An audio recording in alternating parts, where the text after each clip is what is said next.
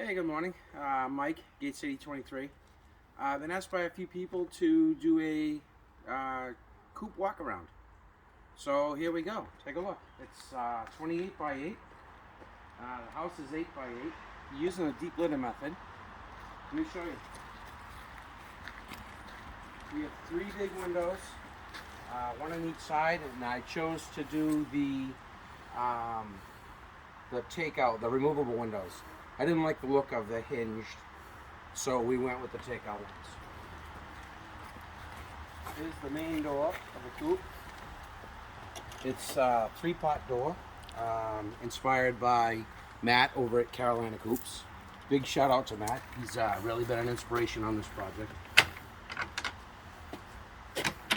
This Coop is all made by 1 inch by 8 rough cut lumber that I got at a local sawmill in Milford, New Hampshire. So if you take a look inside, you can see the 3 big windows. Up top is where I store the dropout windows, and I have the one on the left inserted right now to show you. I have electricity out here. We have a ladies first automatic chicken door, dawn to dusk. What a nice door. It's really beautiful. On the right hand side we have the switch where we can manually open or close it, and underneath is a timer that operates a light that's inside so that the girls know when to come in. We have 2 roosting bars, and we're using the deep litter method. We got about 8 inches of pine shavings, and it's beautiful. They've been in here for a couple months, and you see some feathers, but you come in and you rake it once a week and there's virtually no smell. So going back outside, let me close the doors right quick. The bottom section of this door here also removes for easy cleaning. Again, inspired by Matt over at Carolina Coops. Got a couple of barrel bolts here to hold everything together. Everything's got a gate latch and a carabiner. We have some pretty pesky animals in the neighborhood, some predators, and we want to make sure that we're not going to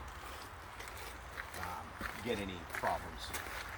So here's the window. Again, it's gate latches, and it just comes out like that. And again, we store them on the inside. And when we want them in, it's as simple as locking it in. The back side here, you can see the gutter system, which runs down to the rain barrel. We'll cover that in a minute. Here's the egg laying boxes. There's 1 on each side, as you probably saw. Again, gate latches with carabiners. 3 lay boxes on each side for ease of removing eggs and not stressing anybody out. Currently, they're still closed in because we're not laying yet.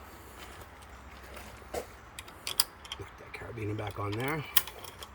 Let's take a walk around the front. I put a set of stairs so that we can get up in there easy enough. Here's the other egg laying box. Same thing as the other side.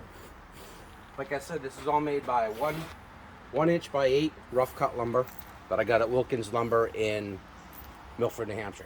You step back a little bit, you can see a full asphalt roof. This is never going to have a problem. All right, let's step inside the run.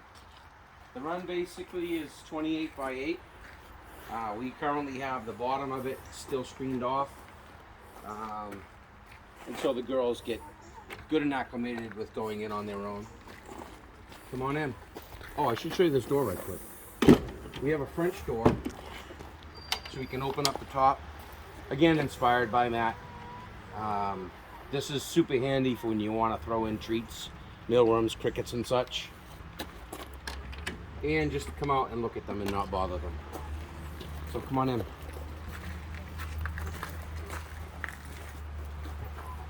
Okay, inside of our run, we have a tree that we actually cut down in the backyard.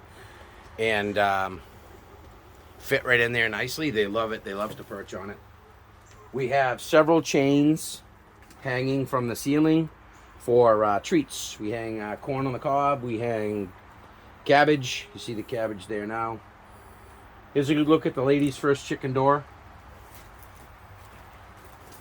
This thing is really nice. It just works. There's no question. Like I said, we have the bottom still screened off. We're not quite ready to open that up for them yet. Over here on our right, we have a dust bath, an old galvanized tub. They love that thing. They get right in there and play.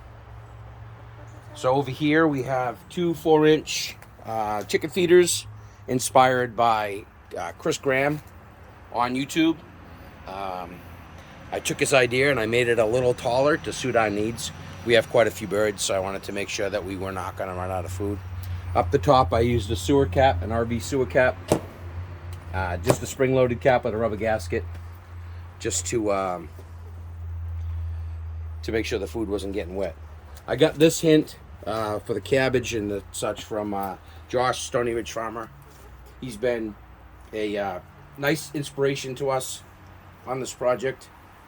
And he called me on my birthday a couple of years ago, which was really cool. We have the Carolina Coop inspired water design with the nipples, and it also has a pump to circulate the water, which I run once a day for about an hour just to keep the water from getting stagnant in there. The rain barrel in the back is also heated. I kind of mirrored Carolina Coop's idea on that. This coop is not only super functional, it's self-sufficient, it takes care of itself. We can go away and leave this for a week, week and a half, and not worry about our birds having what they need. The bedding in here is just chip mulch from a local tree company. They sold us 8 yards for $45. It works. Again, it's probably 8 inches deep. When it gets kind of smelly or crappy, we just kind of come in and rake it out. It's beautiful. And see, I forgot one of the corn cobs. The girls got a corn cob treat this morning. I put a spring return screen door hinge on that.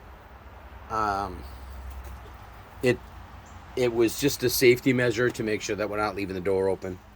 And a latch so you can get yourself out once it latches.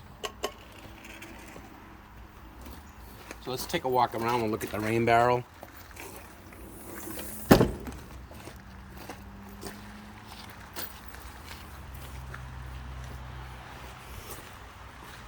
So here's the rain barrel. This is a 50-gallon flatback rain barrel I got on Amazon. Relatively inexpensive. And I just ran power, and you can see the pump come this way a little bit. This is the circulating, it's actually running right now, a little circulating pump. And I have the heater also inside, it's just not plugged in because it's summertime. So that's it. That's the basic walk around. Again, thanks to Matt, Carolina Coops, massive inspiration. Josh from Stony Ridge Farmer, and also Chris Graham. All three wonderful people that we have taken their ideas via YouTube and put it together on our own. Now, got to also say thanks to my wife Diane and my mom Jean for the support and basically the support during this project. They were both very instrumental. All right, that's it. Again, Mike, Gate City 23. Have a great day.